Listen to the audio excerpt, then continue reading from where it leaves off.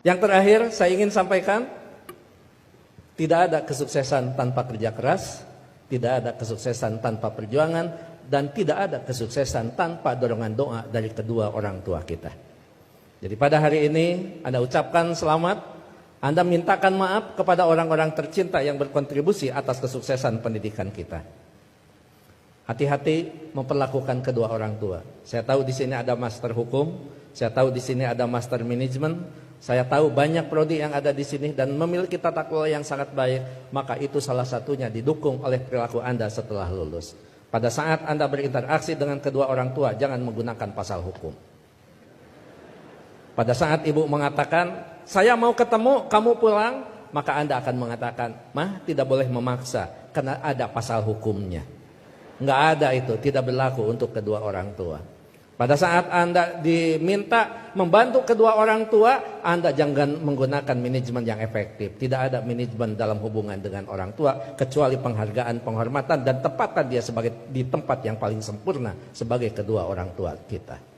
Saya hanya ingin mengulang dengan cerita yang lama, tetapi ternyata ini memberikan sebuah inspirasi bagi kita. Mohon maaf, saya pernah jadi seorang pejabat. Pada saat saya sedang rapat, saya ditelepon oleh keponakan saya dan menyatakan ibu saya dalam keadaan sakit. Kemudian saya balas telepon itu dengan sebuah ungkapan yang agak sedikit sombong. Tolong cepat bawa ke dokter dan nanti uangnya akan saya transfer. Ternyata ibu dari kejauhan menjawab kalimat saya dengan sebuah kalimat yang tegas. Enggak usah ditransfer, yang penting kita bisa ketemu.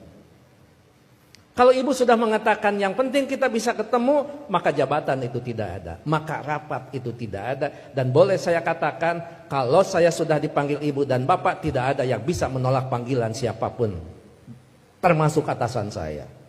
Kalau itu ibu dan bapak yang memanggil, kena yakin, kalaupun saya bisa memberikan sebuah alasan, Pak mohon maaf ibu saya dalam keadaan sakit, maka atasan saya akan memahami semua, karena mereka juga pernah dibesarkan dan memiliki rasa hormat kepada kedua orang tuanya.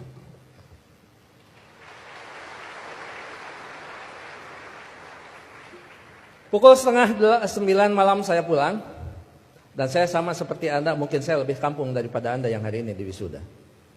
Saya tidak dilahirkan di tengah kota, saya dilahirkan di kaki Gunung Papandayan yang sekarang terkenal dengan tempat wisata Kawah Papandayan. 3 jam saya sampai di rumah, 11:30 saya sampai di rumah. Ternyata ibu dalam keadaan segar bugar, tetapi saya tidak menunjukkan perasaan suudon kepada ibu. Kenapa? Ternyata di situ ada hikmah. Bagi seorang ibu dan bapak dalam keadaan sakit, kemudian dia menunggu anaknya terkasih dan tersayang, maka pada saat dia bertemu, maka kehadirannya lebih mujarab daripada obat yang diberikan oleh seorang dokter. Catat itu. Ibu tidak hanya menunjukkan segar dan bugar, tapi ibu juga tetap memperhatikan kesukaan makanan anaknya.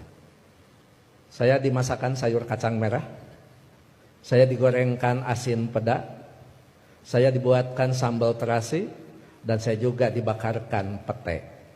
11:30 malam, coba bayangkan ada sayur kacang merah, nasi putih, bakar pete, dan belum peda ditambah sambal terasi. Boleh dibayangkan setelah wisuda. 11:30 malam saya disuguhi makanan itu, maka tidak ada kalimat yang bisa diucapkan kepada ibu selain mengucapkan terima kasih. Padahal saya tidak biasa makan malam, kecuali makan nasi di waktu malam. Ya saya makan. Saya tidak pernah mengatakan, Amah ngapain masak? Kan kata dokter paling tidak 3 jam sebelum tidur kita boleh makan. Ini mau tidur 11:30, ngapain masak? Bagaimana perasaan ibu pada saat seorang anak yang dia tunggu, yang dia masakan, kemudian anak berargumentasi dengan sebuah ilmu di mana ibu tidak paham tentang ilmu itu.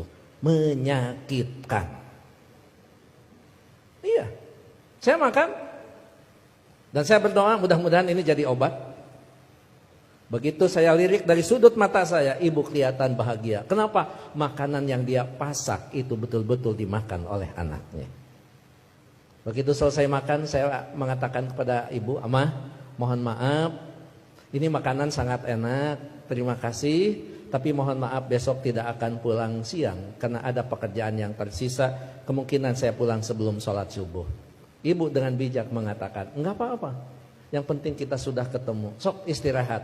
Saya sambil dituntun, dibawa ke kamar. Setelah di kamar saya diselimuti. Ibu lupa kalau anaknya adalah seorang profesor. Ayo tepuk tangan. Itulah ibu. Jadi Anda mohon maaf, baru juga ahli madya ya? Ahli madya, ibu mau nyelimutin. Ngapain? Ini baru di wisuda. Ada yang lebih tinggi lagi. Masa mah disimutin? Ini tekan sarjana. Nggak ada di depan orang tua itu. Jangankan ahli madya, sarjana, master, doktor, seorang profesor di hadapan ibu, di hadapan bapak, tetap kita adalah seorang anak yang perlu menghormati mereka.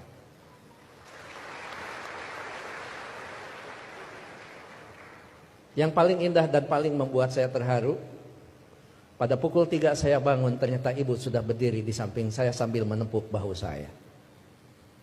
Cepat kamu bangun, jangan lupakan sholat sepertiga malam terakhir. Kenapa? Kamu bisa mendapatkan yang semua ini bukan karena kepintaran kamu, jangan-jangan bukan karena kecerdasan kamu, mungkin keberuntungan doa kita dikabulkan oleh Allah Subhanahu wa Ta'ala. Jadi ibu masih khawatir tentang anaknya. Ibu khawatir anaknya merasa pintar sehingga pintar menjadi sebuah kesombongan. Ibu masih khawatir anaknya cerdas, cerdas menjadi sebuah kesombongan. Bahkan melupakan siapa yang menentukan takdir segalanya pada kehidupan kita. Itu pada profesor itu. Jadi tolong ibu bapak sebagai orang tua, anak kita hari ini di wisuda, tetap mereka adalah anak kita yang perlu kita luruskan pada saat mereka terlempar dari jalan yang memang ditentukan. Perlu diberikan peringatan, tapi tentu sekarang ini ada kaidah-kaidah yang beda dengan zaman dulu. Seorang siapa Pak Rektor, sahabat itu, Ali, mengatakan, didiklah anak-anakmu bukan dengan zamanmu, karena mereka tidak mungkin mengalami zaman yang seperti kita alami. Jadi memang cara sudah berbeda, cara kita memperlakukan anak-anak kita. Tapi sejatinya tetap kewajiban kita adalah bagaimana mendidik anak-anak kita, bukan masalah kedewasaan. Tapi masalahnya sampai nyawa berpisah dengan badan, itu tetap menjadi kewajiban kita sebagai kedua orang tua. Begitu saya sudah selesai sholat, kemudian di situ saya bisa mendapatkan sebuah hikmah. Memang orang tua kita adalah punya kecerdasan yang luar biasa. Padahal ibu saya bukan profesor, ibu saya tidak lulus SMA, ibu saya juga tidak lulus SD. Beliau hanya lulusan sekolah raya.